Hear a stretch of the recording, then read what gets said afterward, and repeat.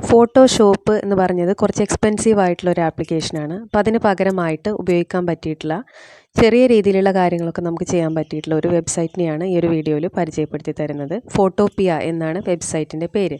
അപ്പോൾ ഇത് നമ്മൾ സാധാരണ ഗൂഗിളിൽ ഓപ്പൺ ചെയ്യുന്ന പോലെ ഓപ്പൺ ചെയ്തെടുക്കാം. ഫസ്റ്റ് നമ്മൾ ഗൂഗിൾ ക്രോം ഓപ്പൺ ചെയ്യുക.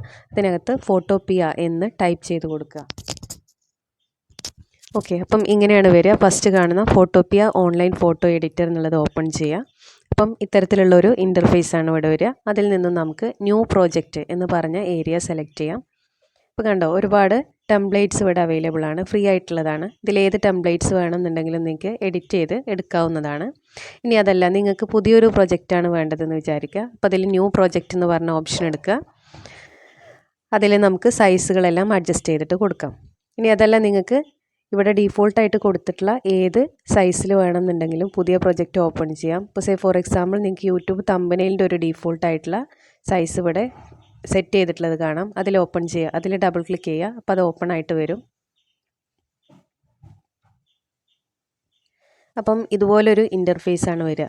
ഫോട്ടോഷോപ്പ് ഉപയോഗിച്ചിട്ടുള്ള ആളുകൾക്കറിയാം, സെയിം ആയിട്ടുള്ള ഒരു ഇൻ്റർഫേസ് തന്നെയാണ് ഫോട്ടോഷോപ്പിൽ ഉണ്ടായിരിക്കുക. അപ്പോൾ ഇവിടെ നമുക്കറിയാം പെൻ ടൂളുണ്ട്, അതുപോലെ ലാസോ ടൂളുണ്ട്, ടെക്സ്റ്റ് ടൂളുണ്ട്, ഗ്രേഡിയൻറ്റ് ടൂളുണ്ട്. ഒരുവിധം എല്ലാ ടൂൾസും നമ്മൾ ഫോട്ടോഷോപ്പിൽ കണ്ട് പരിചയപ്പെട്ടിട്ടുള്ള അതേ ടൂൾസ് തന്നെയാണ് ഇവിടെ വരുന്നത്.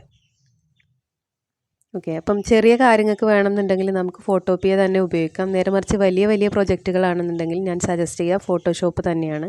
അപ്പോൾ അത്രയേ ഉള്ളൂ ഈ ഒരു വീഡിയോനെ കുറിച്ച്